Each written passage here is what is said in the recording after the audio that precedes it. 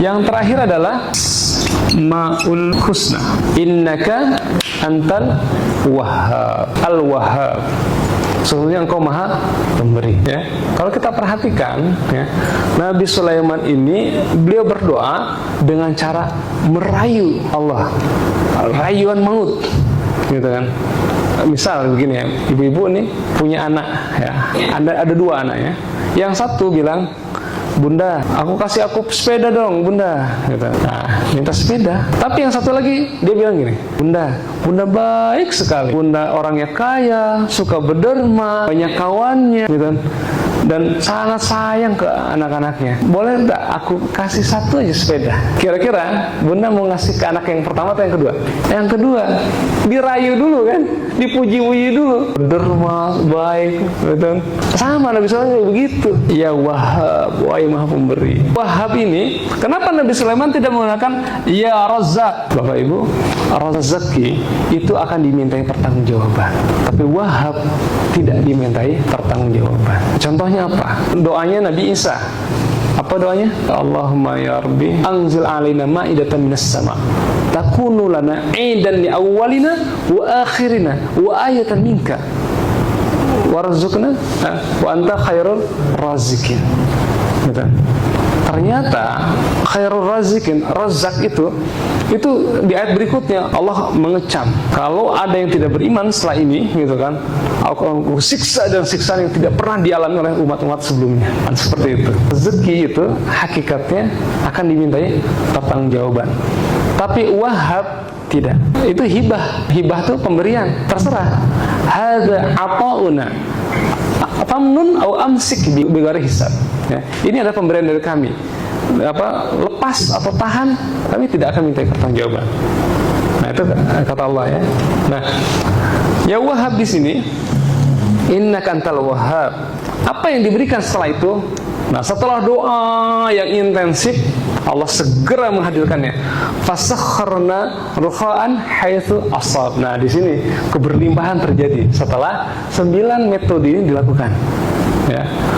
Maka seketika itu kami berikan angin yang bisa diperintah kemanapun. Angin itu berarti kendaraan Nabi Sulaiman.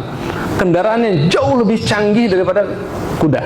Saya menghitung, ya, kecepatan kuda itu sekitar 44 mph. Nah, 44 mil per hour, gitu kan. Nah, sedangkan kecepatan angin Nabi Sulaiman di dalam akan dikisahkan, ya, bahwa perjalanannya di pagi hari sama dengan 1 bulan, perjalanannya di sore hari sama dengan 1 bulan. Jadi kalau pagi dan sore berarti perjalanannya 2 bulan bagi kita.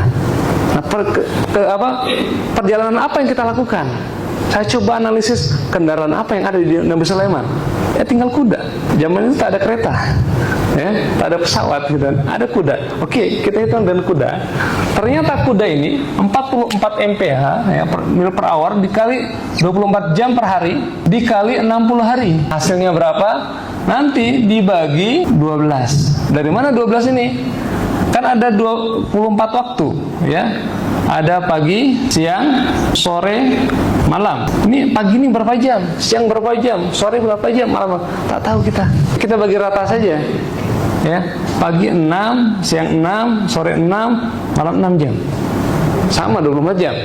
Nah, sekarang pagi dan sore berarti 12 jam. Nah, dibagi 12. Hasilnya dari pengkalian ini mil, ya, dikali 1,6 kilometer, ya, dikali 44, terus dikali 24, dikali 60, nanti dibagi ini. Hasilnya sama dengan sekitar 10 kali kecepatan suara. Lebih cepat dari kecepatan suara itu sendiri. Gitu. 10 kali lebih kecepatan suara. Nah, ini, ya. Jadi tadi yang kita kendaraannya kuda, yang tadi disukai oleh Nabi Sulaiman, ya, Allah maha pencemburu. Kalau kuda saja sayang sekali, ya, Sulaiman. Engkau ni'mal abdu, senikmat-nikmat hamba. Aku berikan kenikmatan yang lebih hebat daripada kuda, lebih kenceng, yang lebih jawat. Apa itu? Angin. Angin ini kecepatannya lebih dari 10 kali kecepatan suara, lebih cepat. Itu tuh bukan teleportasi, itu kecepatan angin saja. Nah, maka ketika ada pemuda dia ketakutan, gitu, kemudian tolong antar saya ke negeri yang paling jauh. Di mana tuh? Cina. Ya udah kirim pakai angin, set sampai ke Cina. Nah, jadi Nabi Sulaiman pengalaman ya keliling dunia, kan gitu. Di zamannya. Ya, gitu. Nah, di sini Bapak Ibu ya, apa yang Allah berikan kepada Nabi Sulaiman setelah melakukan kesembilan hal ini, ya. Nah, yang pertama adalah kendaraan angin, yang kedua adalah tim kerjanya. Kendaraan angin tadi kecepatan 10, kecepatan suara. Teamworknya, nah teamworknya adalah based on talent. Project besar ini dibutuhkan orang-orang yang punya talent, punya kompeten, ya. Based on kompeten. Jadi dibutuhkan kemahiran, orang yang mahir. Siapa itu?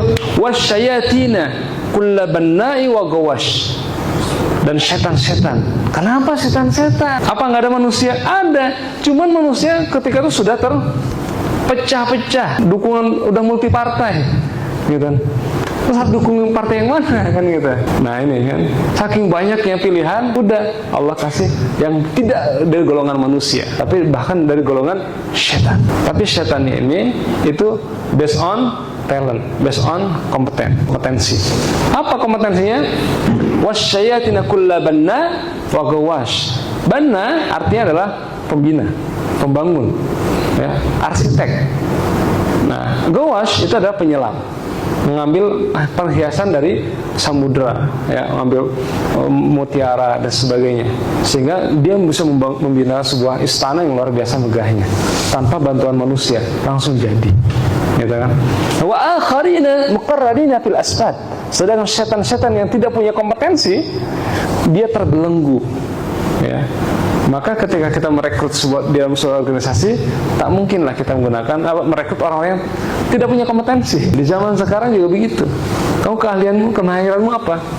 Tak mahir apapun, ya sudah tempat lain saja. Kami ini perusahaan yang membutuhkan orang-orang yang mahir. Sehingga kenapa? Karena proyeknya besar. Nggak bisa sembarangan orang. Itu harus orang yang terlatih. Kalaupun mau ikut di level magang dulu, ya. Level 3 bulan training dulu, nah silakan, kan gitu. Ada kelasnya, nah, ada basic kelasnya, gitu. Silakan ikut.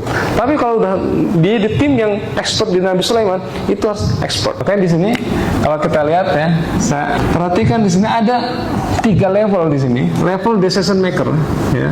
Ada level strategic thinker, ada tactical operator. Ada Nabi Sulaiman, ada para pembesarnya, al-mala, ya ayyuhal mala may ya'tuni bi arsyiha qabla ayatuni muslimin. Siapa yang bisa memindahkan singgasana itu? Nah, itu ada strategic thinkernya, ada tactical operatornya.